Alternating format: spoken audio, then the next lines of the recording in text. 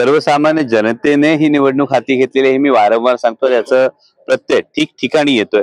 म्हणजे कालही राजगुरुनगर शहरामध्ये जे उत्स्फूर्त स्वागत केलं गेलं आणि अगदी वेशीवरून फुलांचा वर्षाव करून जे स्वागत करण्यात आलं, मायबाप जनतेला हे कळून चुकलेलं आहे. मायबाप जनतेने हे ठरवलंय की केंद्रातलं सरकार आता बदलायचंय आणि केवळ महाराष्ट्रभर नाही, देशभर ही मोदी सरकारच्या विरोधात एक लाट आहे आणि त्यामुळे जनतेने ही निवडणूक हाती घेतलीये. मायबाप जनताच आता पुढचा जो निकाल आहे तो इंडिया आघाडीसाठी सकारात्मक करेल. तुमचे जे विरोधक आहेत आढळराव असं म्हणतायत की आरोप केलाय त्यांनी की तुम्हाला अनेक ठिकाणी मतदारसंघामध्ये वेशीवर अडवलं जातं आणि ते प्रकार वाढतायत.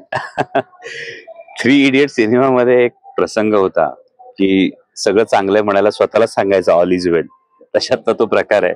स्वतःचेच कार्यकर्ते कुठेतरी पेरून ठेवायचे, त्यांना 2 प्रश्न विचारायला सांगायचे, पटकन तो व्हिडिओ शूट करायचा आणि सोशल मीडियावर टाकायचा.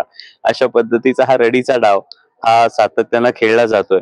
पण त्यातून जर त्यांना समाधान थोडंफार जरी वाटत असेल, कारण जो जनतेचा प्रतिसाद मिळतोय तो जनतेचा प्रतिसाद त्यांना कदाचित कळतच असेल आणि त्या पलीकडे जाऊन जर कार्यकर्त्यांना सुद्धा हातात चिठ्ठी देताना अख्खी 15 वर्षाची कामं एका पारड्यात टाकावी लागतात आणि ती तुलना 5 वर्षाची करावी लागते.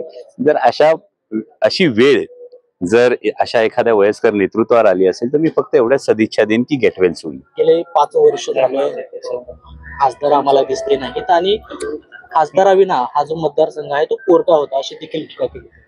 कसं असतं, झोपलेल्याला उठवतायत, झोपेचं सोंग घेतलेल्याला नाही उठवतायत. त्यामुळे विरोधाची कातडीच जर डोळ्यावर पांघरली असेल तर त्यांना कदाचित दिसलं नसेल की जे प्रकल्प मार्गी लावायला 15 वर्ष त्यांना जमलं नव्हतं, तर 19,500 कोटी रुपयाचा नॅशनल हायवेचा जो प्रोजेक्ट आहे एलिव्हेटेड कॉरिडॉरचा, हा आत्ताच्या 5 वर्षात आलाय.